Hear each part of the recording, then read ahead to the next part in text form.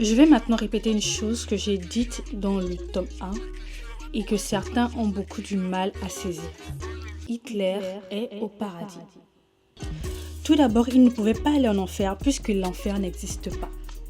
Et si je vous disais que le concept de l'enfer n'avait jamais existé, c'est-à-dire les flammes de l'enfer, la torture éternelle, tout ça, ce n'était que du pipeau.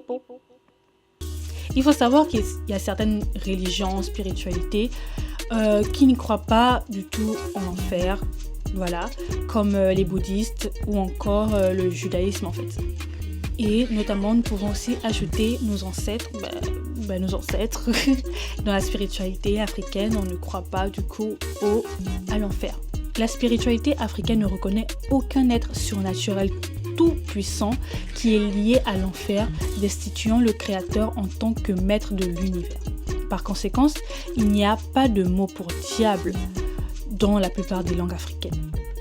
Dans leur tentation malhonnête à traduire le concept du diable dans les langues africaines, les djihadistes des croyances étrangères, l'islam et le christianisme ont déformé et diabolisé les divinités africaines très importantes comme Eshu ou Ekwansu.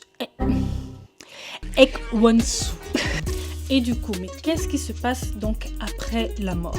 Il y a 3 formes. Du coup, après la mort, qu'est-ce qui se passe? Premièrement, tu peux être réincarné.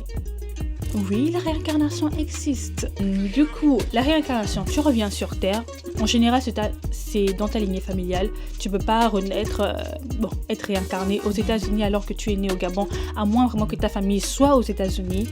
Mais tu reviens dans ta lignée familiale car tu as encore quelque chose à accomplir ou à faire ou terminer en fait ta mission de vie.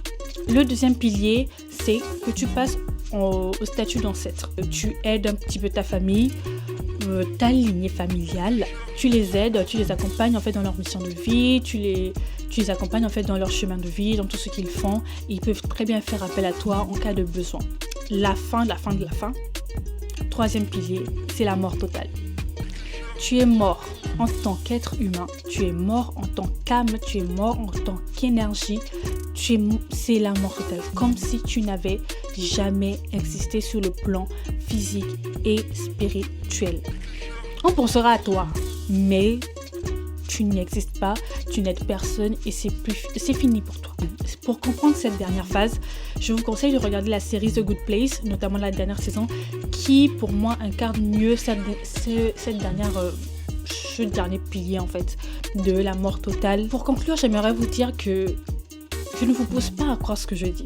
Le but est vraiment de vous pousser à faire vos recherches par rapport à ce que vous entendez, ce que vous voyez à la télévision, etc. Je vous partage que mes recherches, tout ce que j'ai pu trouver, parce que de toute façon, je ne suis qu'en phase d'apprentissage.